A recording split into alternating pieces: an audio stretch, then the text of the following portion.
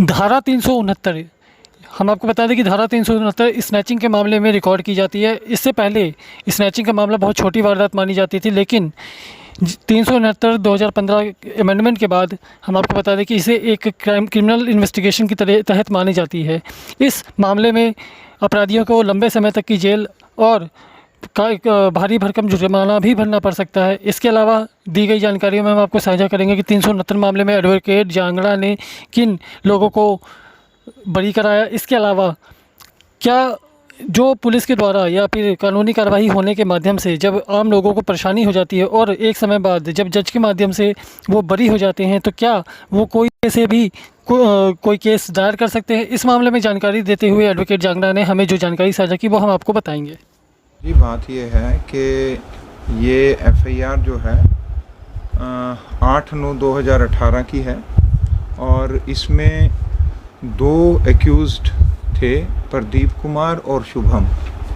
ठीक है, इनमें से शुभम के लिए मैं जो है ना एज एडवोकेट अपीयर हुआ था और उसके बाद ड्यूरिंग ट्रायल जो है प्रोसिक्यूशन के विटनेसेस आए और जो ये कंप्लेंट फाइल की गई थी, ये कंप्लेंट फाइल की थी Shrimati Anuradha was the complainant in this case. और ये सेक्टर 7 की स्नैचिंग का केस है जो कि 379A आईपीसी की जो सेक्शन है, 379A आईपीसी जो है, पहले जो स्नैचिंग के जितने भी केसेस थे वो थेफ्ट जो ऑफेंस है उसमें इंक्लूड कर दिए जाते थे और थेफ्ट ही माना जाता था उनको। परंतु इन द ईयर 2015 ये 379A जो है वो इंट्रोड्यूस किया गया आईपीसी में और ये स्नैचिंग जो है अलग से एक ऑफेंस डिक्लेयर किया। तो क्या सभी स्नैचिंग को ऑफेंस डिक्लेयर करने की बात कही जा रही है? हाँ, सभी स्नैचिंग, सभी प्रकार की स्नैचिंग जो है नाउ जो है अब अलग से एक ऑफेंस है ये। और 379B में ये कवर होते हैं। स्नैचिंग जो दिखाई गई थी वो सेक्टर 7 पंचकुला की मार्केट में दिखाई गई थी, जिसमें कि मैंने आपको पहले बताया कि one of the lady Shrimati Anuradha was the complainant और उसका कहना था कि भी 8:30 के करीबन जो है मैं जब अपने घर की तरफ जा रही थी तो 2 लड़के एक्टिवा स्कूटी पे आए और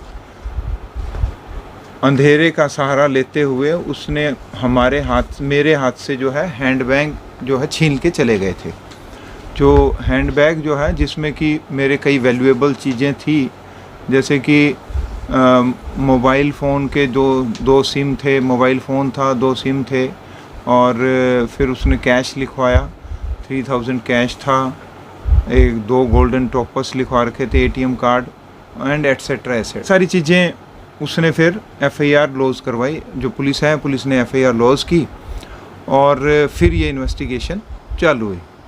इन्वेस्टिगेशन के दौरान कई चीज़ें निकल के आई, जिसमें कि मेन जो फ्लॉ था इस केस में या मेन जो फॉल्ट कह सकते हैं on the part of the investigation was the identification of the accused, because the police has not produced, the prosecution has not produced any evidence to determine the identification of Shubham and the Pradeep. In the absence of identification, there is a specific doubt upon the prosecution, and if there is no evidence in this regard that the identity has not been established by the prosecution of that these boys are the same person who has committed the offense, that no, we can't convict them, because neither the material which has been produced by the prosecution or the police, one is the mobile phone. They are saying that this mobile phone was related to the Anuradha and was found with the Pradeep. that has also not been established, because the one of the connection is IMEI number of the mobile phone. यदि IMEI number connect नहीं हो पाता है तो ऐसा नहीं कहा जा सकता कि ये वही मोबाइल है जिसको कि अनुराधा कह रही है या जिसको कि पुलिस कह रही है। ना तो कैश मेमो दिया गया, ना कोई बिल दिया गया, और IMEI नंबर भी उस मोबाइल पर नहीं पाया गया, इसलिए वो मोबाइल फ़ोन भी कनेक्ट नहीं हुआ। ना ही प्रोसिक्यूशन ने किसी भी तरह की कोई कॉल डिटेल्स जो है पुलिस ने जो है ना कोर्ट में प्रोड्यूस की। ना ही वो ये कह रहे थे कि सविता नाम की कोई लेडी हैं, उनके नाम पर ये मोबाइल फ़ोन लिया गया था। तो ऐसा कोई सविता नाम का कोई वहाँ पर जो एप्लीकेशन फॉर्म होता है to get the SIM etcetera, वो भी नहीं दिया गया। तो कई सी खामियां जो है प्रोसिक्यूशन ने छोड़ी, जिससे कि कोर्ट को ये डिफ़िकल्टी हुई और वो कन्विक्ट नहीं कर सकते थे।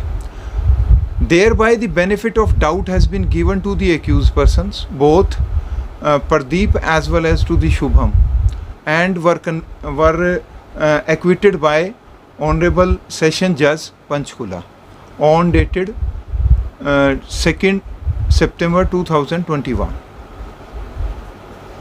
तो आपका कहना है कि थेफ्ट के मामले में इन दोनों को बरी कर दिया गया क्योंकि सबूत के अभाव थे।